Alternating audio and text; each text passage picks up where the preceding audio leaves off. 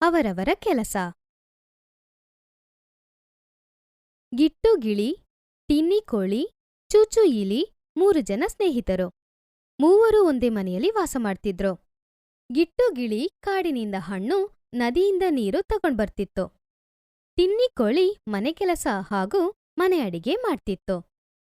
ಚೂಚು ಇಲಿ ತೋಟದ ಎಲ್ಲ ಕೆಲ್ಸ ಮಾಡ್ತಿತ್ತು.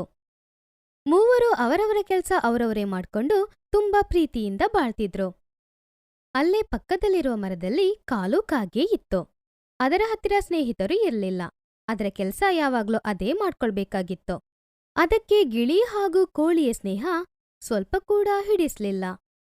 ಒಂದಿನ ಗಿಟ್ಟು ಗಿಳಿ ಹಣ್ಣು ತಗೊಂಡ್ ಬರಕ್ ಹೋಯ್ತು. ದಾರಿಯ ಮಧ್ಯೆ ಕಾಲು ಕಾಗೆ ಭೇಟಿಯಾಯ್ತು. ಕಾಲು ಕಾಗೆ ಹೇಳಿತು, ಗಿಟ್ಟ, ನೀನು ಶ್ರಮಿಕ ಕಣ. ಆ ಕೋಳಿ ಮತ್ತೆ ಇಳಿ ಮನೆಯಲ್ಲ ಇರ್ತಾರೆ, ಯಾವ ಕೆಲಸನೂ ಮಾಡಲ್ಲ. ನಿನ್ನ ಮಾತ್ರ ಕೂಲಿ ಆಳ್ ರೀತಿ ಕೆಲಸ ಮಾಡಿಸ್ಕೊತಾರೆ. ಇದು ನೋಡಿದ್ರೆ ನಂಗೆ ತುಂಬಾ ಬೇಜಾರಾಗುತ್ತೆ. ಪಾಪ ಗಿಟ್ಟ.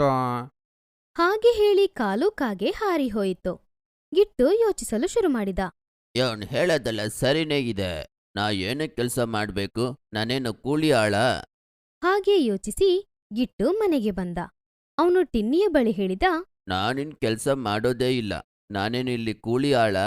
ನೀವು ಮಾತ್ರ ಆರಾಮಾಗಿ ಮನೇಲೇ ಇರ್ತೀರಾ, ನನ್ನ ಮಾತ್ರ ಕೆಲಸ ಮಾಡಕ್ ಹೇಳ್ತಿರಲ್ಲ. ಟಿನ್ನಿ ಹೇಳಿತು, ಹೌದಾ?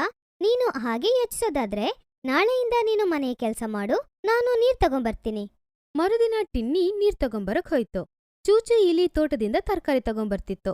ಗಿಟ್ಟು ಅಡಿಗೆ ಮಾಡ್ತಿದ್ದ. ಗಿಟ್ಟುಗೆ ಅಡಿಗೆ ಮಾಡಕ್ ಬರೋದಿಲ್ಲ. ಅದು ಕೈಯನ್ನು ಸುಟ್ಕೊಳ್ತು. ಅಡಿಗೆನೂ ಸುಟ್ಟೋಯ್ತು. ಅದು ಅಳಕ್ ಶುರು ಮಾಡ್ತು. ಟಿನ್ನಿ ಚೂಚು ಇಬ್ರು ಮನೆಗ್ ಬಂದ್ರು. ಅವ್ರು ಬಂದು ನೋಡ್ದಾಗ ಅಡಿಗೆನೂ ರೆಡಿಯಾಗಿಲ್ಲ. ಅವನು ಅಳ್ತಾ ಇದ್ದ. ಗಿಟ್ಟು ಹೇಳ್ದ, ನನ್ನಿಂದ ಅಡಿಗೆ ಮಾಡಕ್ಕಾಗಲ್ಲಪ್ಪ. ಇಲ್ಲೋಡು, ನನ್ನ ಕೈ ಸುಟ್ಕೊಂಡೆ. ಚೂಚು ಅವನಿಗೋಸ್ಕರ ಮದ್ದು ತಗೊಂಡ್ ಬಂದ. ಟಿನ್ನಿ ಅವನ ಕೈಯಿಗೆ ಮದ್ದನ್ನು ಹಾಕಿದ್ಲು. ಆಮೇಲೆ ಅಡಿಗೆ ಮಾಡಿದ್ಲು. 3 ಜನ ಊಟ ಮಾಡೋದಕ್ಕೆ ಕೂತ್ರು.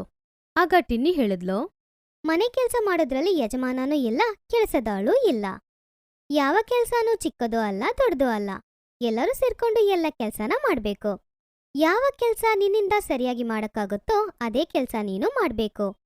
ಮರುದಿನದಿಂದ ಅವರವರ ಕೆಲ್ಸ ಅವರೇ ಮಾಡ್ಕೊಂಡಿದ್ರು. ಆಮೇಲೆ ಅವ್ರು 3 ಜನನೂ ಸಂತೋಷದಿಂದ ಬಾಳ್ತಿದ್ರು.